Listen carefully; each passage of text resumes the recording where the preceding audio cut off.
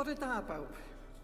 Mae'n fraint ac yn hyfryd bod yma efo chi bore yma wrth i ni ddathlu'r Cymun Bendigaid a'r fore mor hyfryd hefyd. Felly croeso i bob un ohonoch chi. Dim ond eich atgoffa chi o rei o'r hysbysiadau am yr wythnos, yn enwedig efo'r cysegriad esgobenlli, nifer cyfyngedig o cynna am ar cyfarwyddyd i gysylltu yma'r eryd yn y daflen i chi. Hefyd, mi hoffwn ddiolch yn gynnas iawn i Dr Meg Ellis am ei darlith ardderchog a draddodwyd nos Iau, sef hen bersoniad Llengar. Pawb wedi mwynhau yn arw iawn. Diolch o galon, Meg, oedd y werth i glywed.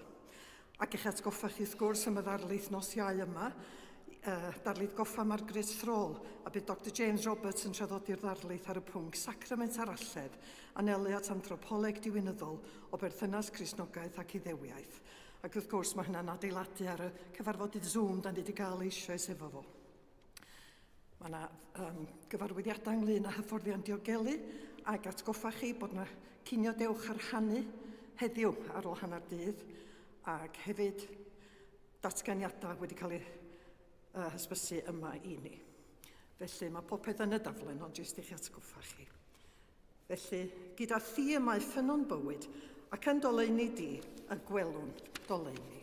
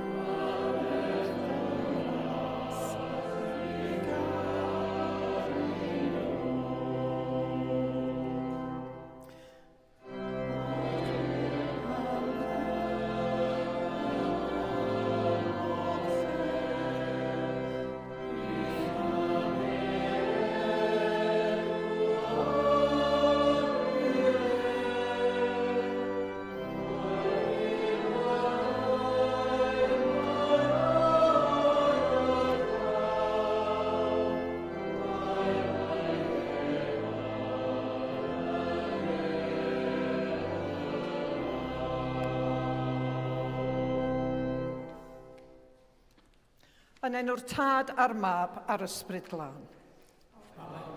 Gras a thangnefedd a fo gyda chwi. Hallelujah, atgyfododd Crist. Gyda thi y mae ffynon bywyd, ac yn doleuni di y gwelwn oleuni. Gan gynullu ddathlu'r Cymun Bendigaid ar gogoniant y ddiw, yn baraton gan gyffesu ein pechodau. Ni sydd angen gras dolurus, iachais diw yn gwneud yn gyfan. Ni sydd angen cariad dadllenol, darbwyllol diw i buro ein anghyfiawnder. Ni sydd angen presenoldeb bywiol, gwaredol diw i drigo yn anchryddhau. Dad Nefel, yr ydym wedi ar feddwl gair a gweithred, a heb wneud yr hyn a ddylen. Mae'n wir ddrwg gennym, ac yr ydym o ddifrif yn edi farhau, mwyn dy fab Iesu Grist a fe farw drosom. Maddeuai ni'r cwbwlaeth heibio, ac arwain ni yn ei ffordd i gerdded fel plant y goleuni. Amen. Yr holl alluog Dduw, a drig ar hawr wrthych, maddau chwiach rhyddhau o bechod, a'ch cadw yn y bywyd tragwyddol. Amen.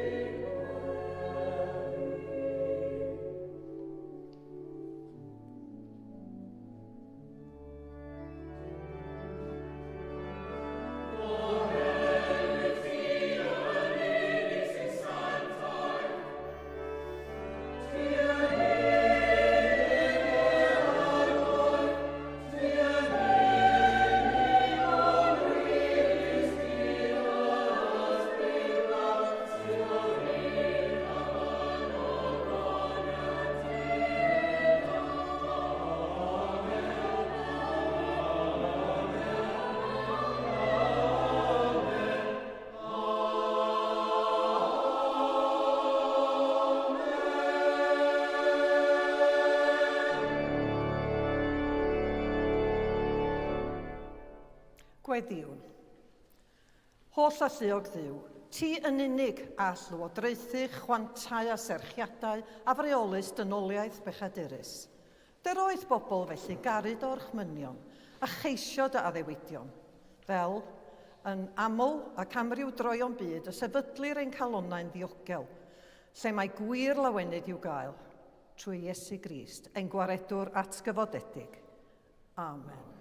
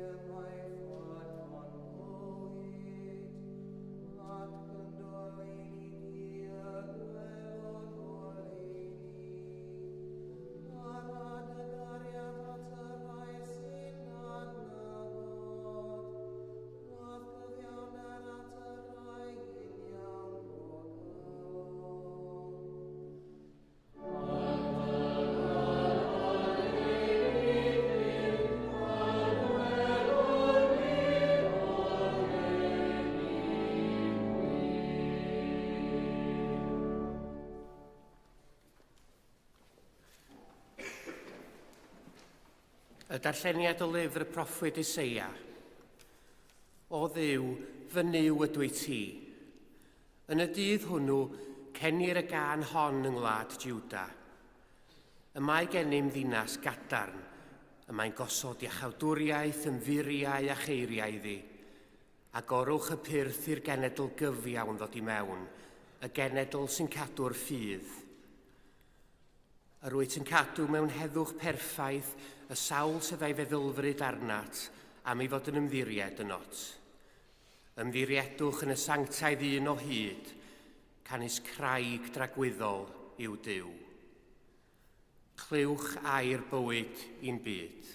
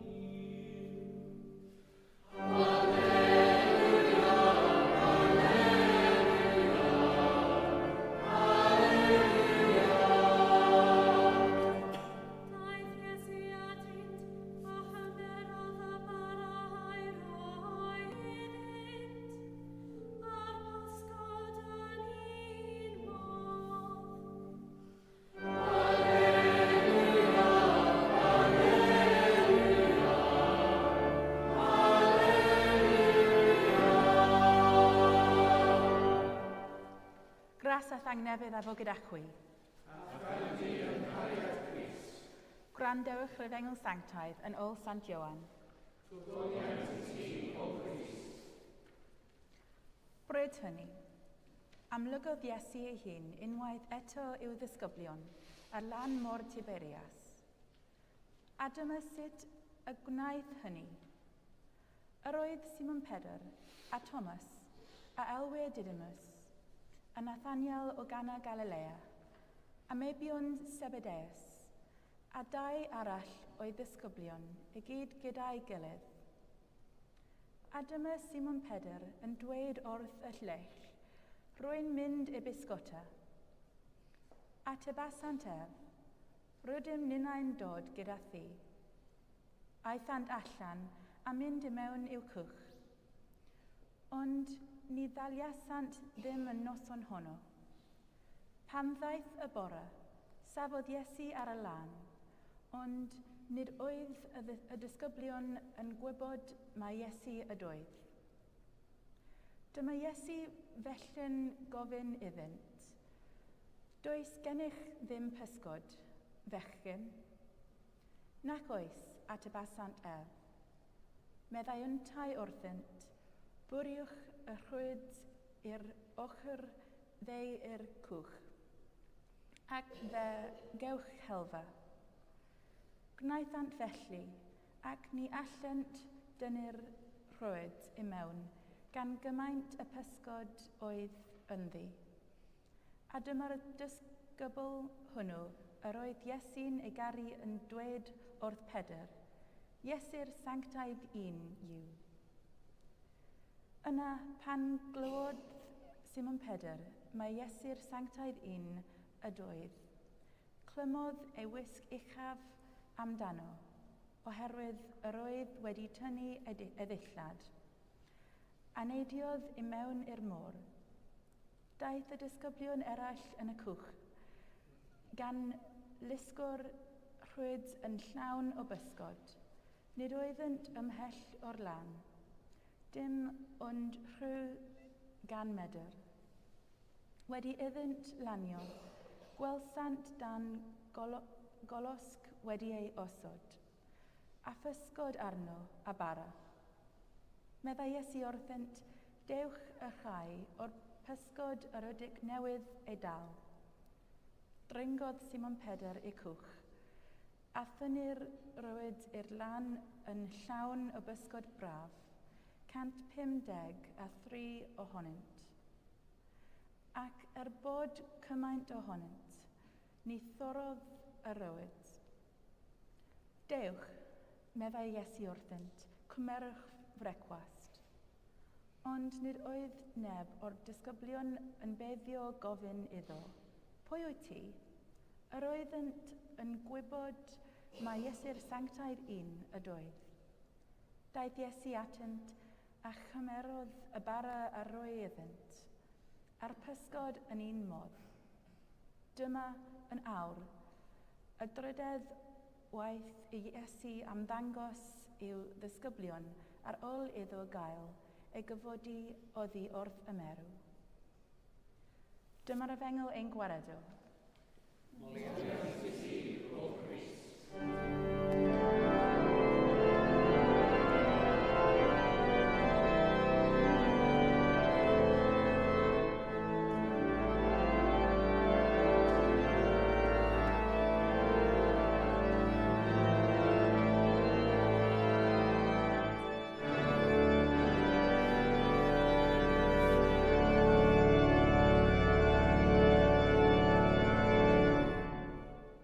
Yn enw'r Tad a'r Mab a'r Ysbryd Glân.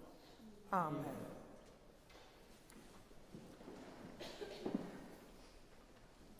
Tybed a oes gennym unrhyw fathau mategwyr yn ein plith yma heddiw.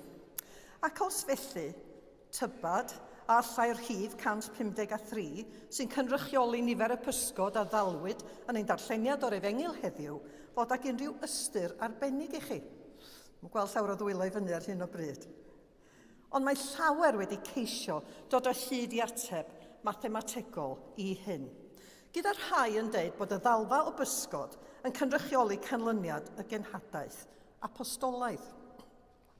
Mae ysgolheigion dros genedlaethau wedi ceisio dehongli hyn, ac roedd rhai yn meddwl bod yr hif yn symbolaidd yn ymwneud â hafaliadau oedd yn ymwneud â pherffeithrwydd a chyflawnrwydd.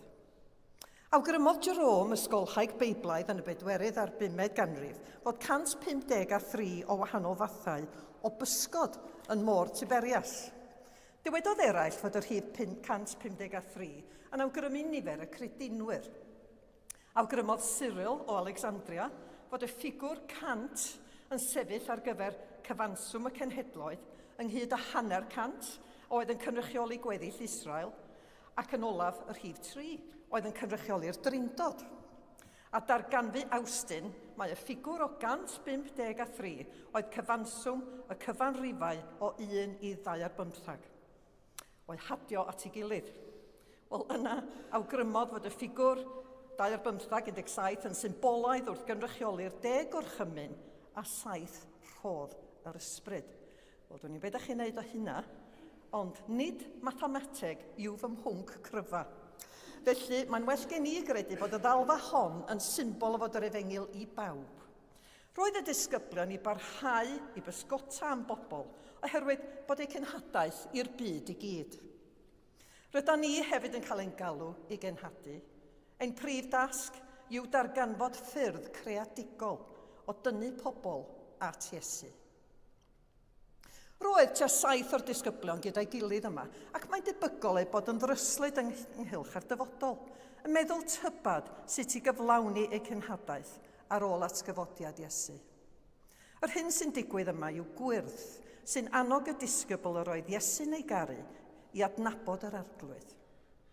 A fel yn y benod flaenorol, mae'r disgybl hwnnw oedd y cyflymaf i ddarganfod mae Iesu ydoedd, Pedr oedd y cyflymaf i weithredu, a chyda pharch i ddewig naturiol, gwisgodd Pedr ddillad a neidiodd i'r dŵr.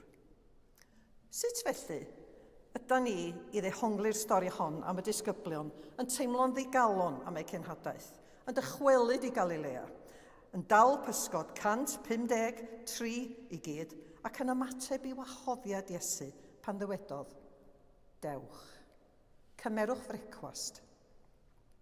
Roedd Iesu eisoes yn coginio pysgod, ond fe barhaodd i wahodd y disgyblion i ychwanegu rhai o'r pysgod roedd yn nhw wedi ddal. Mae Iesu yn gallu gwneud unrhyw beth a phopeth hebom ni, ond mae'n ei gwahodd i gymryd rhan yn y wledd. Nid yw Ioan wrth ddisgrifio'r olygfa hon yn gwastraffu geiriau. Mae'n dweud rhywbeth wrthym yma, rhywbeth am weithio o dan gyfarwyddyd Iesu, rhywbeth am y berthynas rhwng ein gwaith ni a'i waith ef. Awgrymodd yr esgob Tom Wright, mae'n rhy aml o lawer y gallwn gael yr argraff bod yn rhaid i ni wneud y cyfan. Mae dwylo Duw yn y byd yda ni, fel pennau bai gan Dduw unrhyw ran ynddo. Dwylo pwy wnaeth i'r haul godi bore yma. Anadl pwy anharweiniodd i feddwl, a gweddio, a charu, ac ymarfer gobaith. Pwy yw arglwydd y byd? Efallai ni dderbyn yr ysbryd glân i'n galluogi weithio dros Iesu. Ond nid yw yr anadl sanctaidd yn annibynnol o'r meistr sydd yn ei anadlu allan, y Duw goruchel, y creawdwr. Efallai fod yr awdur wedi bwriadu dehongliad o'r ein nodweddion yn alegoriaidd. Mae'r pryd o fara a physgod yn dwyn i gof bwydo'r 5,000, ac mae'n bosibl bod gan y ddau bryd hyn hefyd arwyddocâd Ewcaristaidd. Daw'r ail drosiad pan fydd y disgyblion yn mwynhau'r brecwast oedd Iesu wedi baratoi ar ei cyfer. Os darllen nhw'n ymlaen o'r 15fed adnod, rydym yn dod ar draws adferiad Pedr. Ar ôl gwadu Iesu deirgwaith, mae Pedr bellach yn datgan ei gariad tuag at Iesu deirgwaith, ac ar sail ei gariad, mae wedi ei sefydlu fel bugail. Pa mor aml yda ni'n bradychu galwad Crist ar ein bywydau? Sawl gwaith yr ydym wedi gwadu ein teyrngarwch i Grist, oherwydd ein bod yn ofni byddai eraill yn chwerthin am ein pennau, neu oherwydd ein bod yn teimlo byddai teyrngarwch o'r fath yn ein harwain at bethau na allom yn dopi a hwy. Ond ei chlywsom ni hefyd y ceiliog yn canu yn nymder ein calonnau ein hunain o bryd i'w gilydd. Efallai byddwn ni'n meddwl na fyddwn ni byth yn gwneud yr un camgymeriad ac y gwnaeth Pedr. Ond onid ydyn ni'n gweld llinynau o fywyd Pedr yn ein bywydau ein hunain? Mi dwi'n bendant. Sut ydyn ni'n gweddio? Beth mae ein gweddiau neu ddeud neu guddio amdanom ni? Onid yw ein gweddiau weithiau hefyd yn frith o'r un cymlethdodau, gwrthywediadau, breider, cariad a gwaredigaeth yr ydym yn hiraethu amdanynt. Mae gennym lawer i weddio yn ei gylch wrth i ni feddwl am ddyfodol yr eglwys ac am ffyrdd arloesol newydd o estyn allan as bobl. Mae angen i ni ofyn i Dduw roi purdeb calon a meddwl clir i ni wrth i ni benderfynu sut i ymateb i'r heriau sydd o'n blaenau. Bydde di ni roi dewisiadau hunanol o'r neilltu a gofyn i Dduw ddangos i ni beth mae Duw isio ar gyfer yr eglwys ar yr adeg hon. Cofiwch eiriau Iesu yn nes ymlaen yn y benod hon. Portha fy wyn, bugeilia fy nefaid, portha fy nefaid. Beth mae hynny'n ei olygu yn y byd sydd ohoni? Credaf ei fod yn golygu rhoi ein ffydd ar waith. Rhaid i ni fod yn barod bob amser i gael ein synnu gan Dduw. Mae arnom angen gwir ffydd ar adegau fel yr rhain. Ffydd sy'n credu bod gwir gariad yn bwrw allan ofn. Ffydd sy'n arfer cariad, gofal a goddefgarwch tuag at ein gilydd. Ffydd sy'n caniatáu i ni arfer undod ym mhopeth a wnawn fel cymuned eglwysig. Ffydd sy'n ein galluogi i gofleidio ein diwylliant a'i warchod i'r dyfodol. Ffydd sy'n hwyluso pobl o tu allan i ymuno a'n teulu eglwysig, mewn modd sy'n hygyrch iddynt ac yn ei gwerthfawrogi. Yn olaf, mae trosiadau yma yn ymwneud â physgota a bod yn fugeiliol. Mae'r eglwys yn llwyddo neu'n methu ar sail y modd mae'n ymdrin ar themau hyn. Dywed rhain all yr eglwys fyw y tu hwnt i un genhedlaeth oni bai ei bod yn pysgota. Heb efengylu, bydd eglwysi'n marw, ond mae llawer o eglwysi'n well am o fel bugeiliol nag y maent am bysgota am aelodau newydd. Ond trwy arfer cariad, a trwy ofyn i'r ysbryd glân roi doethineb a dirnadaeth i ni, gallwn o'r esgyn pob rhwystyr. Gallwn fod yn wir ddisgyblion i Iesu, a gallwn ddangos ei gariad yn y byd. Rydyn ni'n byw mewn byd toredig. Mae gennym ddyletswydd i sefyll dros wirionedd a chyfiawnder, i ddysgu pobl a'i hannog i fyw yn ôl ewyllus Duw. Gadewch i ni felly gydnabod y wyrth bysgota yma fel rhyw fath o epiffani. Mae'r frwydr wedi hennill, ond mae angen i ni fod yn wyliadwrus, yn ffyddlon ac yn ufudd i Iesu. Ac wrth feddwl am ufuddod, deutum ar draws geiriau angryffus emynyddus ag un o feirdd benywaidd pwysicaf y Gymraeg pan ysgrifennodd.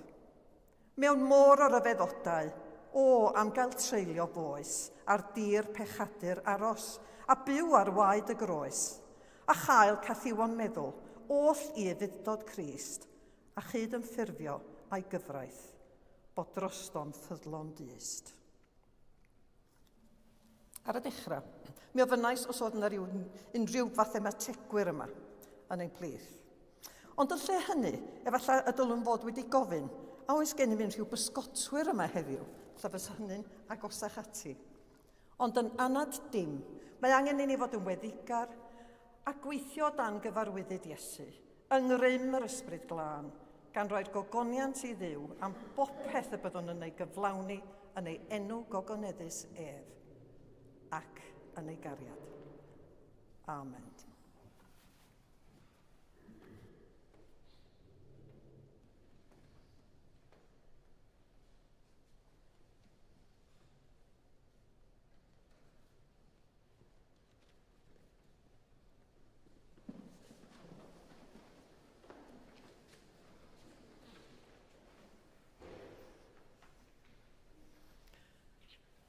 Ar y cyd, gadewch i ni gadarnhau ein ffydd. Yr wyf yn credu ac yn ymddiried yn Dduw dad, a greodd bopeth sydd. Yr wyf yn credu ac yn ymddiried yn ei fab Iesu Grist, a brynodd yn ôl rhyw. Yr wyf yn credu ac yn ymddiried yn ei ysbryd glân, sy'n rhoi bywyd i bobl Dduw. Yr wyf yn credu ac yn ymddiried yn un Duw, dad, mab ac ysbryd glân. Amen. Gyda'n holl galon a'n holl feddwl, gweddiwn ar Dduw.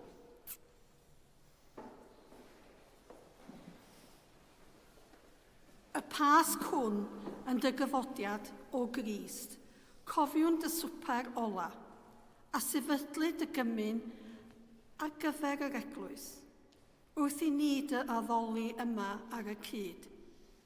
Gweddiwn am gymuneb yr eglwys y dyddiau hyn.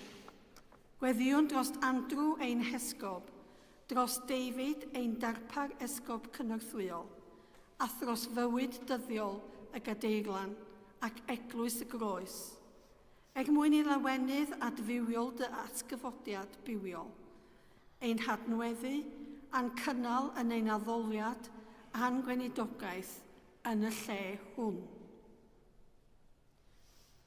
O Dduw yn dy drigaredd, gwrando ein gweddi. Y Pasg hwn yn dy gyfodiad o Grist, cofiwn dy glwyfau gogoneddus a gweithiwn i ti ei cuddio, gweddiwn i ti ei cuddio yn y mannau toredig yn ein byd. Gweddiwn dros yr holl lefydd sy'n dioddef rhyfel neu drychineb, yn enwedig y dyddiau hyn bobl Israel, Gaza, Ukraine a Sudan. Fel y gall ei hofnau gael ei trawsnewid yn obaith gan olau dy atgyfodiad. O Dduw yn dy drigaredd, gwrando ein gweddi. Y Pasg hwn yn dy gyfodiad o Grist, cofiwn dy ddioddefaint ar y groes, a chofiwn dy aberth a wneithpwyd maddeuant pechodau'r holl fyd. Gweddiwn dros bawb sy'n dioddef, dros pawb sy'n glaf, dros y gwan a'r rhai sy'n agosau at ddiwedd ei hoes. Yn ein cymuned ni, gweddiwn yn enwedig dros Alice, Barbara Watson, John Watkin Jones, Bill Lovelock, Katie Stewart, Babu ac Anne Parry. Ac yna welwch ein calonnau, Ydym yn enwi'r rhai y gwyddom sydd angen dy gysur a dy gryfder. O Dduw, yn dy drigaredd, gwrando ein gweddi.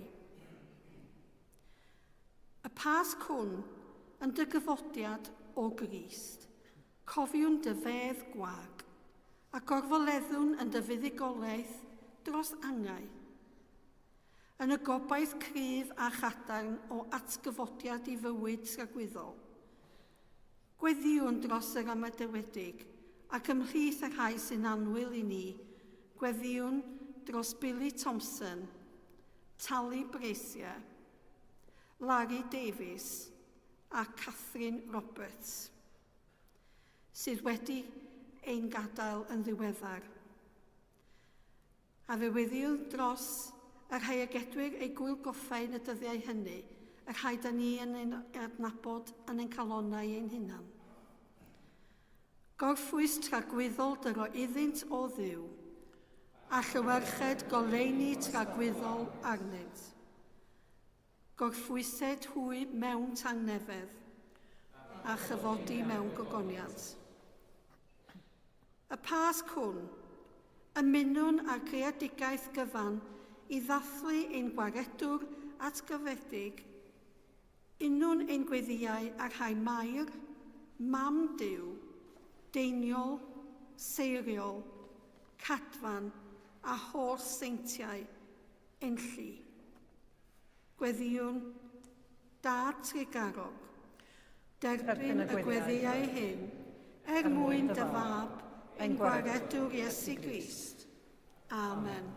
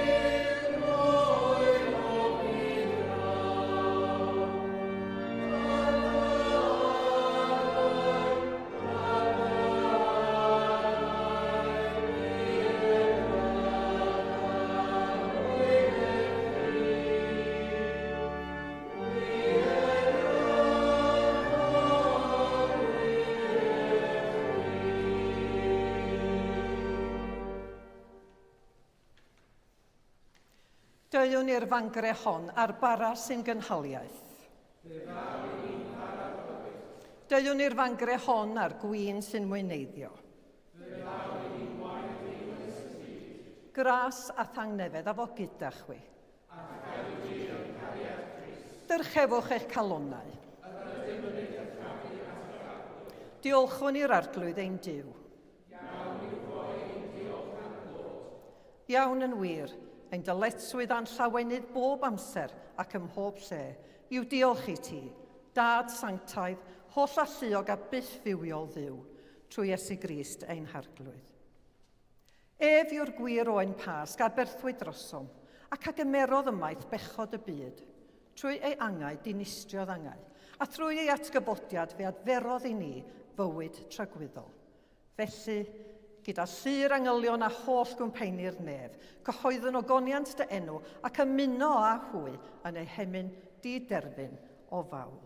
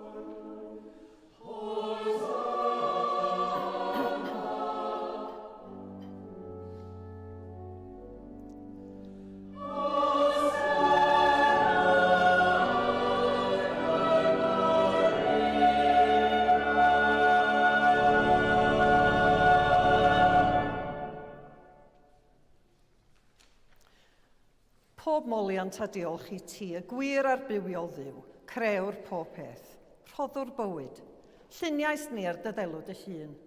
Ond yr ydym ni wedi difwyno'r ddelw honno a syrthio'n brin o thogoniant. Rho'n ddiolch i ti am anfon dy fab i rannu ein bywyd ni. Fe'i hildiais di farwolaeth fel y cair byd ei echyd, a'i atgyfodi oddi wrth y meirw fel y boi ni fyw yn ddoef ac yntau yn omninau.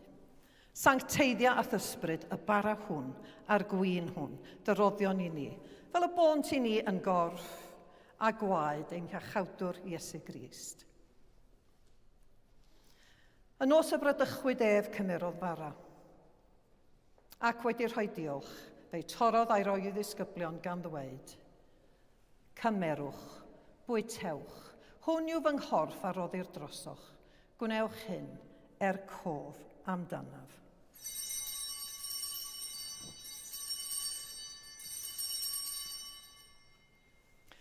Yr un modd ar ôl swper cymerodd y cwpan, ac wedi rhoi diolch fe'i rhoddodd iddynt gan ddweud, yfwch o hwn bawb, oherwydd hwn yw fy ngwaed o'r cyfamod newydd, a dywelldir drosoch a thros lawer maddeuant pechodau. Gwnewch hyn bob tro ar y bwchef, cof amdanaf.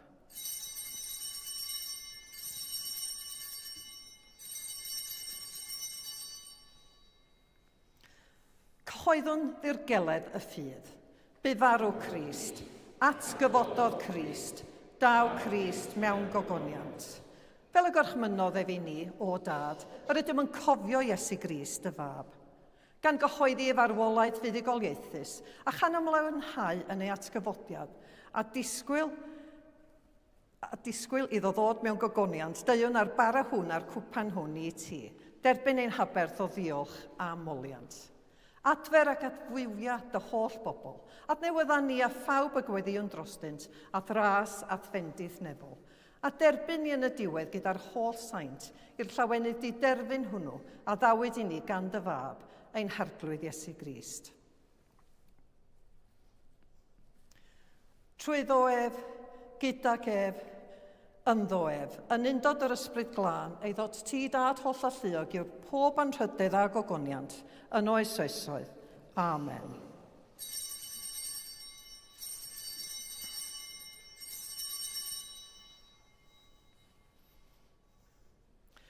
Fel y dysgodd ein hiachawdwr ni, gweddiwn yn hyderus.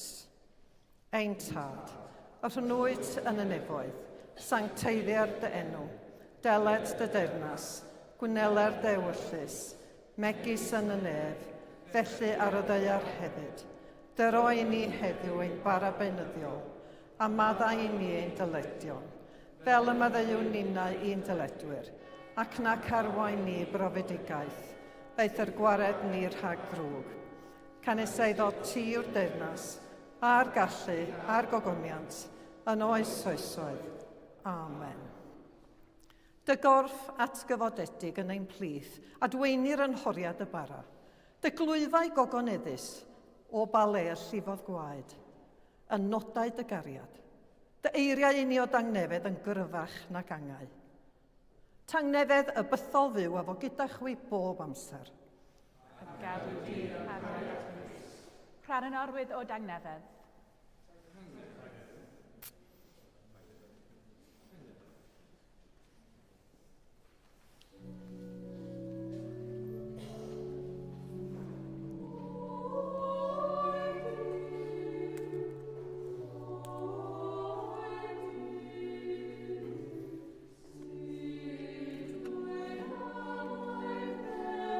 Corff Crist.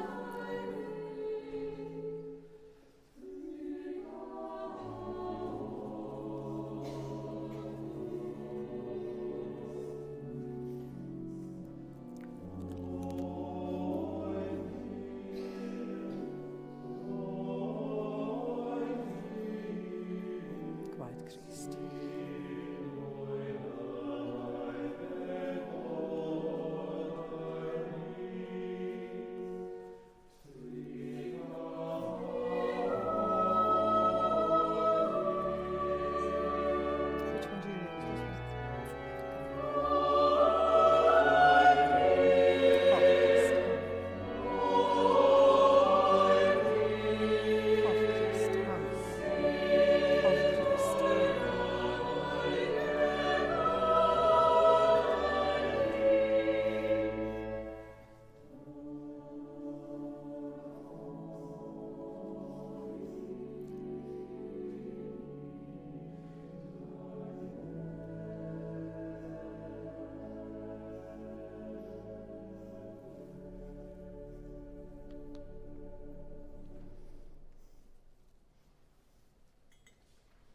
Halleluia, Crist ein Pasg a berthwyd drosom.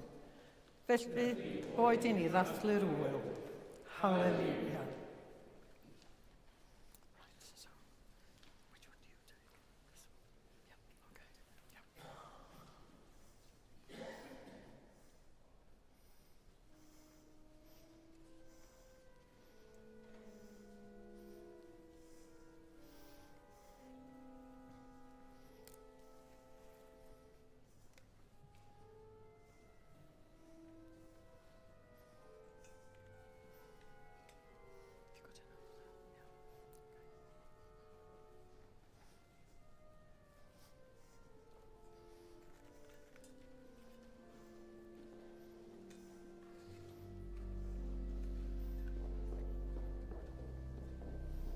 Corff Crist.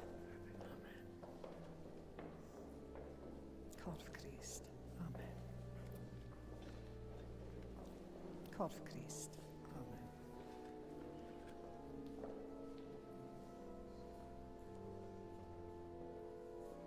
Corff Crist. Amen. Corff Crist. Amen. Corff Crist. Amen.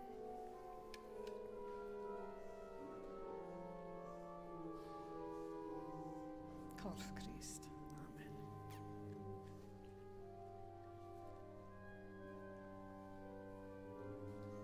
Corff Crist. Amen.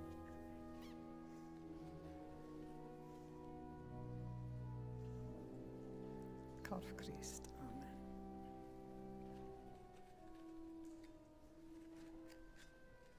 Corff Crist, the body of Christ. Amen.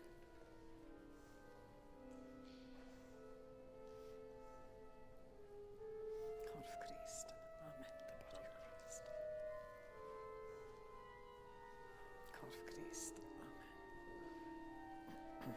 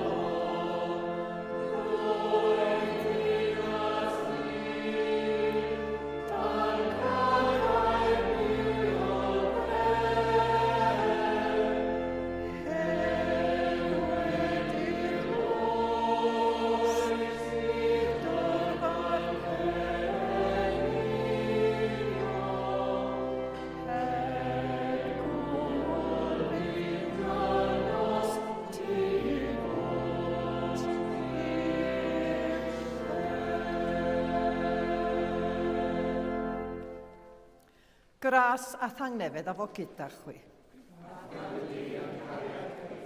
Bydded i ddiw'r tad, y cyfodwyd Crist oddi wrth y meirw trwy ei ogoniant, eich cryfhau i rodio gyda gef yn ei fywyd atgyfodedig, a bendith Duw holl a lluog, y tad, y mab a'r ysbryd glân, a fo'n eich plith i gadrigo gyda chwi yn wastad.